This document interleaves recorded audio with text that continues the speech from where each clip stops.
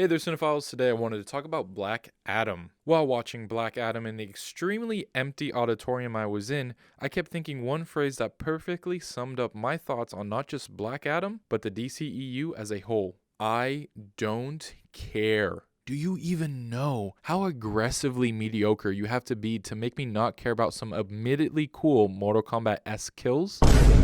I couldn't wait for this movie to be over, which is sad because this is Warner Bros.' last release of 2022. They technically have Bones and all, but that's more of a MGM release. Anyway, their release before Black Adam, Don't Worry Darling, was already worrisome enough with its reviews. The whole mess that happened earlier this year with Warner Bros. Canceling Batgirl to focus on making good movies, yet they went full steam on releasing two of the most mediocre movies of the year as their final films of 2022 is definitely not a good look. Sure, there are DC fanboys on Twitter loving the film and claiming that this is the greatest superhero movie in years, and in fact the film's marketing is using these so-called tweets as critic tweets is absolutely hilarious. But anyway, let me get into my own thoughts on the film rather than the stupid fan versus critic debate that plagues the whole DCEU. Black Adam, not only as a comic book movie, but as a movie, is so generic. It's to the point of being so generic that I wouldn't be surprised that if the fans didn't love this movie, a whole story about studio meddling would have come out shortly after its release. The Rock's passion project of basically over a decade is surprisingly just another role from him. He seems like he's very unwilling to give a more engaged performance. I know this isn't the case though because he was marketing the hell out of this movie, even before it was made.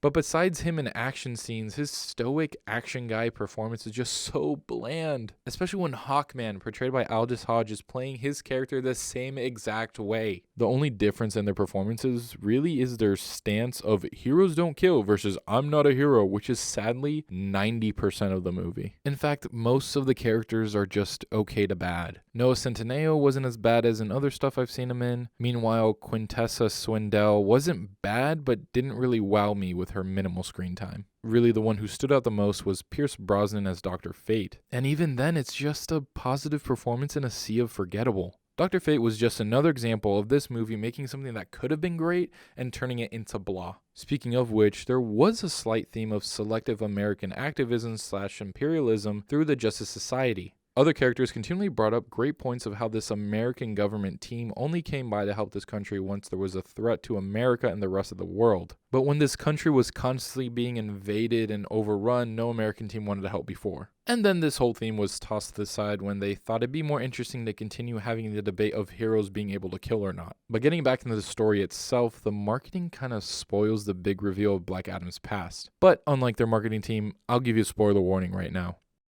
The whole twist of Black Adam's son dying for him is supposed to be an emotional moment, but it's something that is used to sell you on the movie. Of course, there's a bit more to it than that, but if you remember the trailer and watch the movie, you piece it together before the movie ever even tells you. And my goodness, does it take so long to tell you. Pacing is a huge issue here too. There's a point in which the film feels like it ends, but then it continues and finally gets into the third act. A third act with a villain that is so forgettable and once again causes a beam in the sky. I thought we were over this. It's just sad to me that the most interesting aspect of this film is the conversation around it. Not even the score, cinematography, art direction, or anything is good enough to truly say that this film in itself has a truly positive aspect. All that's worth talking about this film is how crazy online fans can be. They're praising this mundane movie that is full of blandness, but when some other projects that are coming out with the same or better quality that are at least trying something different is usually just review bombed by just about the same people. Please don't attack me, Snyder Boys. If this is what fans want, then please call me a critic. I give Black Adam a 1.5 out of 5 stars. In the end, it is absolutely safe to say that Black Adam did not shift the power dynamic in the DC universe.